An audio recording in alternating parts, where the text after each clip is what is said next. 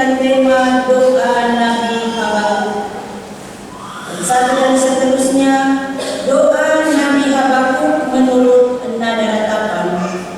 Tuhan telah mendengar kabar tentang Engkau dan pekerjaanmu ya Tuhan, ku takuti.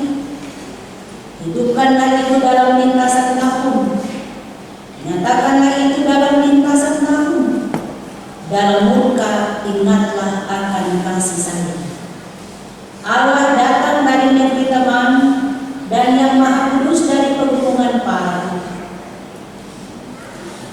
Keagungannya menutupi segenap langit, dan bumi pun penuh dengan pujian kepadanya. Ada kilauan seperti cahaya, sinar cahaya dari sisinya, dan disitulah terselubung kekuatannya. Mendahulunya berjalan penyakit sampar, dan demam mengikuti jejaknya. Ia berdiri, maka bumi dibuatnya bergoyang. Ia melihat berkeliling, maka bangsa-bangsa dibuatnya melompat terkejut. Hancur gunung-gunung yang ada sejak purba, merendah bukit-bukit yang berabad-abad. Itulah perjalanannya berabad-abad. Aku melihat kemah-kemah orang kudus yang tertekan. Kain-kain tenda tanah Midian mengentar. Terhadap sungai-sungai kah ya Tuhan? Terhadap sungai-sungai kamu bangkit? Atau terhadap lautkah amarahmu, sehingga engkau mengendarai kuda dan kereta kemenangan? Busurmu telah kau buka, telah kau isi dengan anak panah. Engkau membelah bumi menjadi sungai-sungai. Melihat engkau, gunung-gunung gemetar, air bah menderu, lalu samudra raya memperdengarkan suaranya dan mengangkat tangannya. Matahari, bulan berhenti di tempat kediamannya, karena cahaya anak-anak panahmu yang melayang laju, karena kilauan gelombangmu yang berkinar. Dalam kegemaran engkau melangkah melintasi bumi. Dalam murka engkau mengasap bangsa-bangsa. Engkau berjalan maju untuk menyelamatkan umatmu, untuk menyelamatkan orang yang kau urapi. Engkau menemukan bagian atas rumah orang-orang fasik, dan kau buka dasarnya sampai batu yang penghabisan. Engkau menusuk dengan anak panahnya sendiri, kepala laskarnya, yang mengamuk untuk menyerahkan aku dengan sorak-sorai.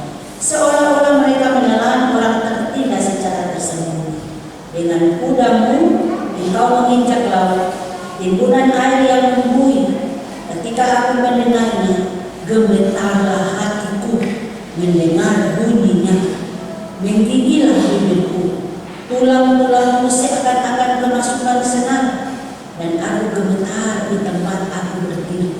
Namun dengan tenang akan kunantikan hari kesusahan yang akan mendatangi bangsa yang bergerombolan menyerang kami. Sekalipun pohon ara tidak berbunga, pohon anggur tidak berbuah, hasil pohon zaitun mengecewakan. Sekalipun ladang-ladang tidak menghasilkan bahan makanan, kambing domba terhalau dari kurungan, dan tidak ada lembu sapi dalam kandang. Namun aku akan bersorak-sorak di dalam Tuhan, beria-ria di dalam Allah yang menyelamatkan aku. Allah Tuhanku itu kekuatan. Ia membuat hatiku seperti kaki Musa. Ia membiarkan aku terjejak di bukit-bukit. Demikian bunyi firman Tuhan. Bapak Ibu yang dikasihi dan diberkati Tuhan, bagian firman Tuhan kita di saat ini diberikan tema Tuhan mengubah kesulitan hidup manusia. Sekali lagi saya menyampaikan tema ini sebagai perenungan bagi kita bersama, bahwa dari pembacaan Habakuk pasal 3 ayat 1 sampai dengan ayatnya yang ke-19 diberikan tema Tuhan mengubah kesulitan hidup manusia. Bapak Ibu yang dikasihi dan diberkati Tuhan, kalau saya mendengar syair dari ketiga pujian yang dibawakan tadi, maka untuk vokal grup Rayon 4, PKB Rayon 4, ini dia menceritakan bahwa dalam pandangannya realita hidup yang dia rasakan, baik di tengah-tengah jemaat maupun di dalam negara Republik Indonesia ini, bahwa sekarang penuh dengan kegelapan dunia yang terjadi ini.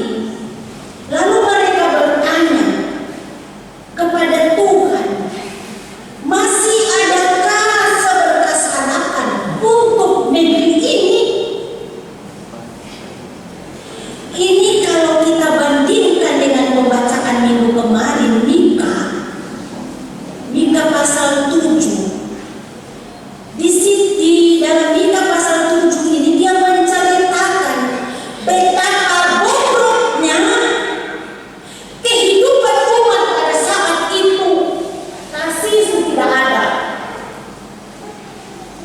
Kebenaran diputar balik menjadi kebenaran. Kebenaran diputar balik menjadi kesalahan. Anak-anak mantu perempuan sudah tidak menghormati ibu mantunya. Anak laki-laki sudah tidak lagi menghormati orang tuanya. Hidup penuh dalam dosa. Sehingga dari Solo, katakan di Solo apa ya, yang saya tangkap hanya 2 kata saja. Tuhan, tolonglah.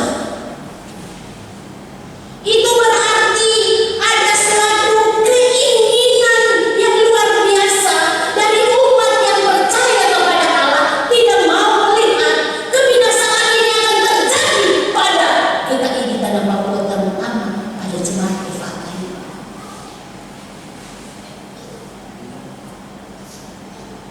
Kalau bilang Tuhan lihat kami, lalu Solo Ibu Yanti bilang bagaimana? Memang tak selalu Tuhan menjawab doa kita, tapi Tuhan selalu memberikan yang terbaik di waktu yang tepat. Maka izinkan Yesus berkarya, izinkan Tuhan berkarya dalam hidup. Maka apa yang menjadi pergumulan kita, apa yang menjadi doa kita, masalah persoalan pasti Tuhan akan menjawab. Amin. Sehingga dalam konteks umat Israel, saat Habakuk melayani, di situ digambarkan bahwa Israel berada dalam kelaliman, berada dalam penganiayaan, berada dalam kekerasan penindasan yang dilakukan oleh orang Kasdim. Orang Kasdim melakukan itu kepada orang Israel sebagai perantara tangan Tuhan untuk mendidik bangsa Israel karena ketidaktaatan mereka, ketidaksetiaan mereka kepada Tuhan. Dan itu juga akan terjadi bagi kita. Kalau kita tidak taat, kalau kita tidak setia, maka hukuman pun akan terjadi. Timbul pertanyaan, mengapa Tuhan mendidik dengan cara itu? Lalu bagaimana dengan Kasdim yang telah melakukan penindasan kepada Israel? Apa yang akan dilakukan Allah bagi Kasdim? Mari kita lihat bersama pembacaan kita. Ayatnya yang pertama dikatakan bagaimana? Ini merupakan doa daripada Nabi Habakuk.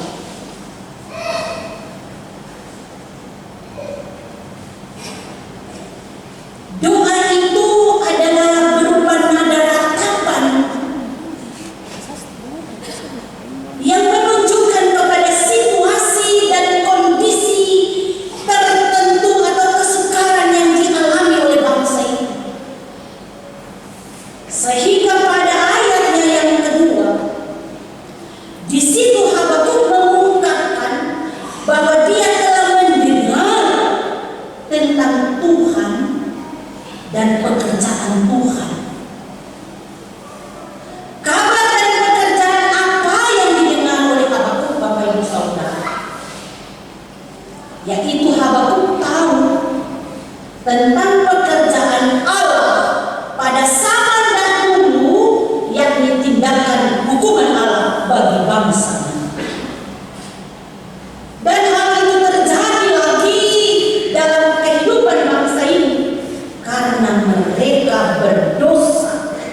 Dan ini membuat Habakuk takut.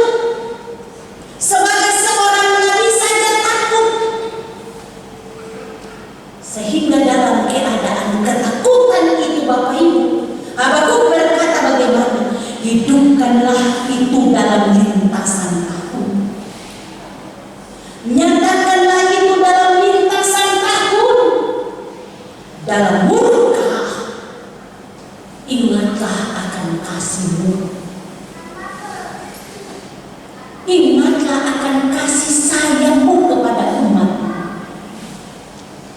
Artinya Nabi hendak mengatakan bahwa pada masa lampau Tuhan menyelamatkan bangsa Israel dengan berbagai cara. Maka kini Habakuk minta Tuhan berbalik dari murkanya dan menyelamatkan mereka dalam kasih-Nya, dan Dia menolong mereka. Dengan perkataan lain, Habakuk mau bilang, ingatan kepada perbuatan Allah di masa lampau itu selalu hidup setiap waktu.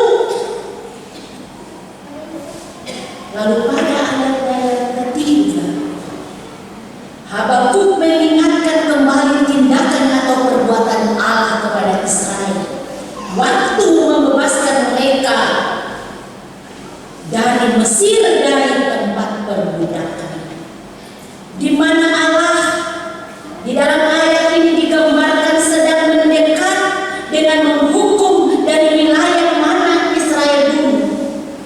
Bukan hanya mengalami anugerah penebusannya Bapak Ibu Saudara, melainkan telah terlibat dalam perjanjian dengan Allah.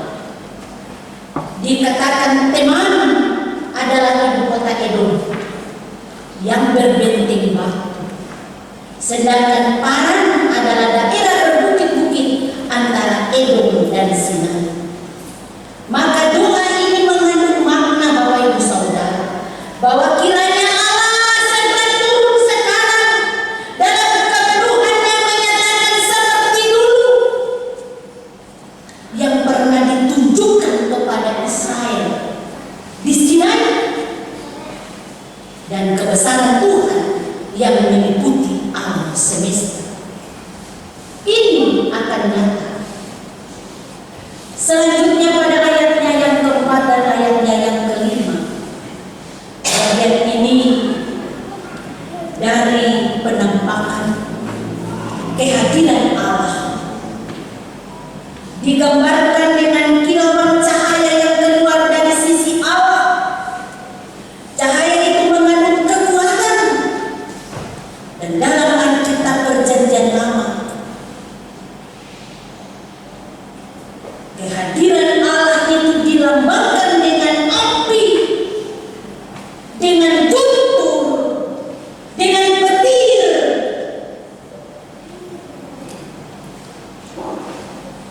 Nabi kemudian mengungkapkan fenomena alam seperti penyakit sampah dan demam. Ini merupakan sarana untuk menghukum manusia seperti peristiwa di Mesir. 10 telah dialami oleh bangsa itu. Kekuatan Tuhan juga nyata dalam tanda-tanda alam, seperti terjadinya bencana alam yang begitu dahsyat. Sebagai cara Tuhan menyatakan kuasa, sekaligus menunjukkan bahwa Dia Allah yang berkuasa atas alam ciptaannya. Alam tunduk, manusia pun harus tunduk kepadanya. Kekuasaan dan kekuatan Allah juga nyata, dinyatakan dalam sungai maupun dahsyatnya laut atau samudra, semuanya tunduk pada kekuatan Allah. Kekuatan Tuhan juga diibaratkan dengan seorang pahlawan yang mengisi busurnya,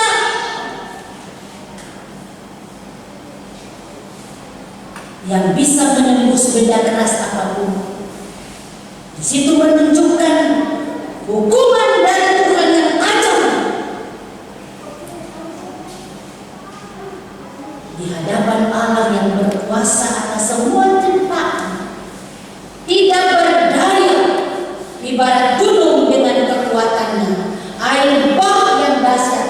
dan samudra luas tidak berdaya, ibarat manusia mengangkat tangan. Tanah menyerah, tidak berdaya. Dikatakan benda menyerah, sinar seperti matahari dan bulan berhenti karena kuasa Allah.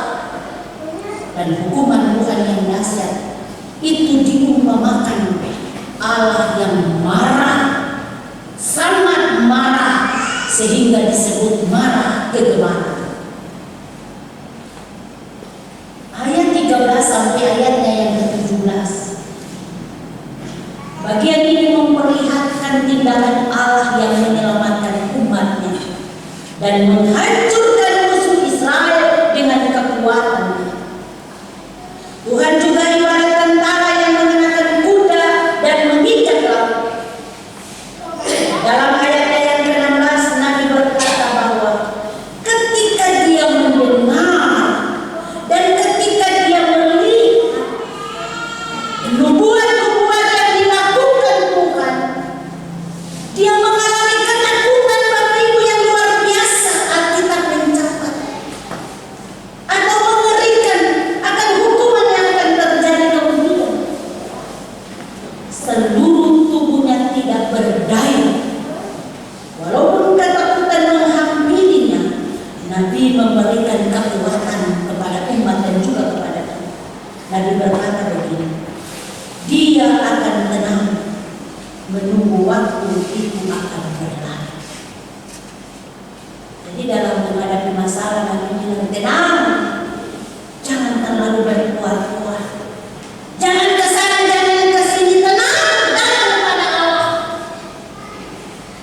Kasih tahu masalah, bilang masalah itu apa masalahnya. Tuhan itu tidak tunduk. Tuhan dengar bisik juga, Tuhan tahu dalam hati. Tuhan tahu manusia antara manusia, individu dengan individu, suami istri, masalah hati tidak akan mengetahui, tapi Tuhan yang jauh di sana, dia tahu isi hati. Dia jauh tempat kedudukannya, tapi dia berkuasa sangat dekat dalam seluruh kehidupan kita. Amin. Sehingga pada ayatnya yang terakhir, ayat 17 sampai ayatnya yang ke-19 Bapak Ibu, akhir dari penderitaan itu mereka akan mengalami kemenangan iman. Sebab dia berkata, walaupun pohon ara, anggur, pohon zaitun, hasil ternak, ladang, dan hasil pertanian yang merupakan harapan bagi bangsa itu tidak berbuah atau mengalami kegagalan karena dijara diambil oleh bangsa asli atau dihancurkan oleh bangsa asli, alam ternak dan semua yang menjadi kepunyaan mereka, tetapi tidak pernah menyurutkan semangat mereka, menyurutkan semangat bangsa ini karena kegagalan ini. Tetapi sebaliknya mereka bersyukur dan bersorak-sorak, penuh sukacita sebab Allah akan menyelamatkan mereka. Artinya Allah akan menjaga mereka. Sebab Tuhan adalah kekuatan yang membuat dia bisa berdiri kokoh. Dikatakan berdiri kokoh seperti kaki rusa yang begitu kuat. Kokoh dalam larinya, maka Tuhan akan menopangnya seperti kaki rusa tersebut. Bapak Ibu yang dikasihi dan diberkati Tuhan, dari penjelasan bagian firman Tuhan ini, dalam realita kehidupan kita ada banyak sekali tantangan, kesulitan yang kita alami sebagai orang percaya. Tantangan secara finansial, tantangan antara hubungan suami dan istri, tantangan tua dan anak-anak. Tantangan di tengah-tengah pergumulan jemaat.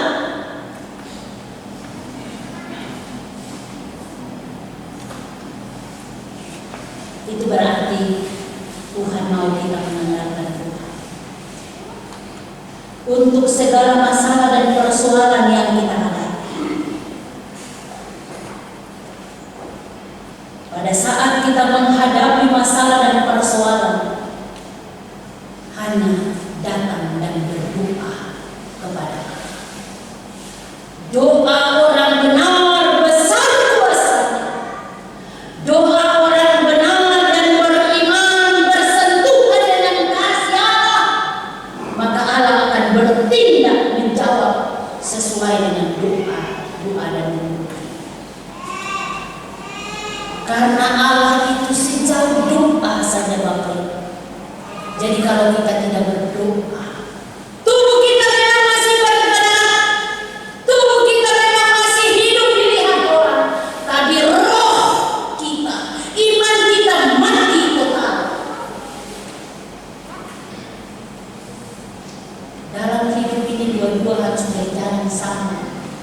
Jasmani dan rohani harus hidup sebagai orang yang percaya. Dalam masalah minta pertolongan Tuhan, maka di situ ada harapan yang akan dilakukan oleh Allah sendiri. Ingat, saya yang kita luar biasa. Tidak selalu Tuhan menjawab doa. Karena lewat masalah itu Tuhan izinkan terjadi. Itu juga adalah kasih Tuhan. Masalah terjadi karena jauh dari Tuhan. Tuhan pukul-pukul sedikit dulu, sakit sedikit dulu, masalah sedikit dulu, supaya cari orang pintar menyelesaikan masalah. Orang pintar siapa yang bisa melebihi kepintaran Allah? Bahasa ini harus hilang dari pikiran manusia, apalagi dari pikiran orang percaya. Tidak ada orang pintar di dunia ini. Yang pintar adalah Allah, yang berkuasa adalah Allah, melebihi ciptaannya. Gunung-gunung, gempa bumi, sungai, laut, semua tunduk kepada kuasa Allah. Apalagi orang pintar apa jadinya? Jangan andalkan manusia, tapi andalkan Tuhan dalam hidup ini. Kita harus percaya kuasa Tuhan. Dia yang menolong para pemimpin. Karena besok tanggal 26 kita akan ada dalam hari ulang tahun GKI di Tanah Papua. Jadi kita tidak boleh lupa sejarah. Sejarah itu penting. Saya berdiri di sini, gereja ini ada karena ada pelaku-pelaku sejarah. Itu harus tahu. Mengingat perjuangan para orang tua kita. Firman sampai disampaikan di tanah Papua, kita harus mengingat sejarah, bahwa sejarah itu berasal dari bangsa Israel. Dia terpilih mewakili umat yang ada di dunia ini. Lewat dia firman itu disampaikan sampai ke seluruh dunia ini. Jadi sekarang ada masalah terjadi di Israel dan Palestina. Kita jangan terlalu kepo untuk membesar-besarkan masalah. Belajar dari Nabi Habakuk. Dia bilang dalam menghadapi masalah, tenang, berdoa untuk Israel, berdoa untuk bangsa ini, supaya apa yang tertulis di dalam Alkitab ini semuanya akan terjadi. Hanya tunggu waktu Tuhan saja. Kita hidup dalam berbagai agama yang ada di Indonesia. Jadi kita jangan terlalu vokal untuk menyala-nyalakan golongan yang lain. Peristiwa yang terjadi di sana sebagai umat kepunyaan Allah, bahwa mereka adalah bangsa yang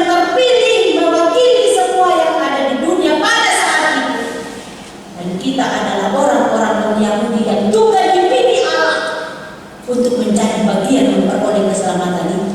Kita pun tugas berdoa, dan jadilah tenang.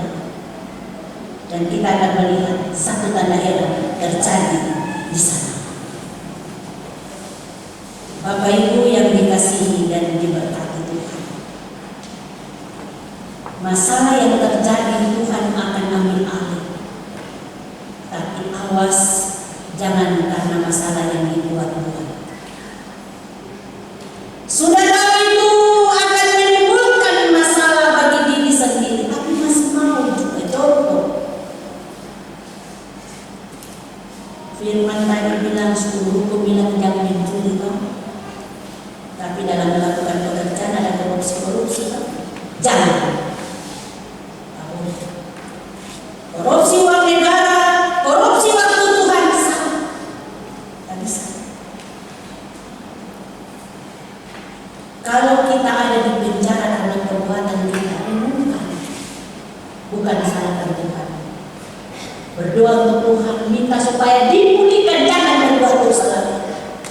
Jangan mengambil yang bukan menjadi milik kita.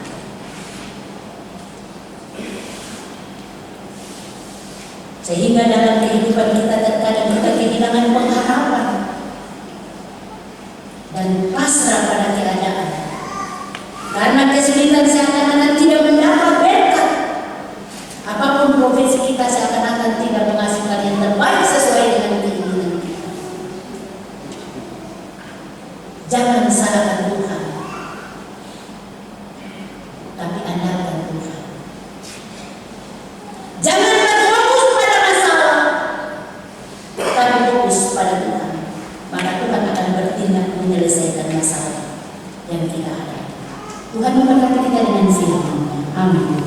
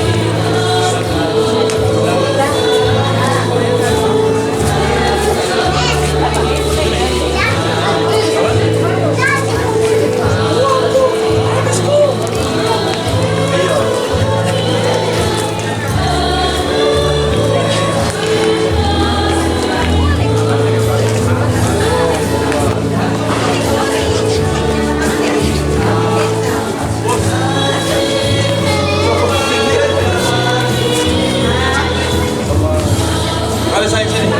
Hubungan dengan Dona.